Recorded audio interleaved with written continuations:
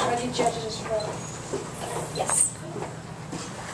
50,000 tons, 11 stories tall, 4 city blocks long, a swimming pool, 3 elevators, 3 dining rooms.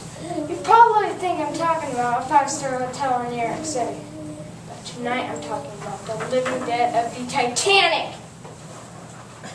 Did you know that the Titanic had 3 classes?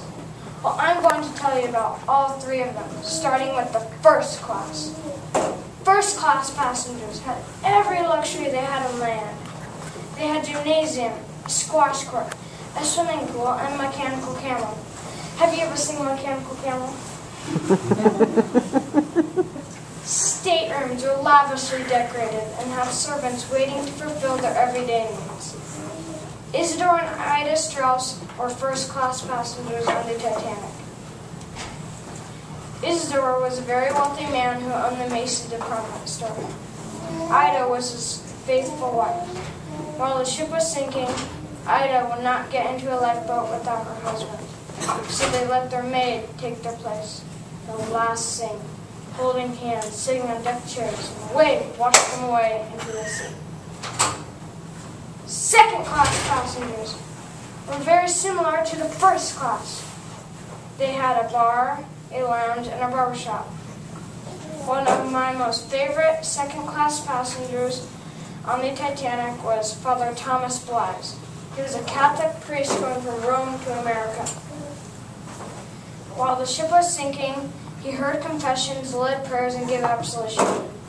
He also went down with the ship.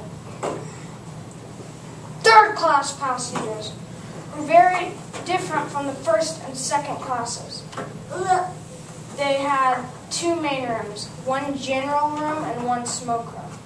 The general room was where you could have parties and you could have dances. The most tragic story on the third class was the Goodwin family. They had 6 children and were immigrants going from London to America. All were lost because they made it too late to get onto a lifeboat. The youngest of the 6 children was Sydney Goodwin. She was only 9 months old when the disaster happened. Her body was recovered and is buried in a cemetery in New York City. 1,500 people were lost. A majority of them were from the third class. People said that not even God himself could sink the Titanic, but he proved them wrong.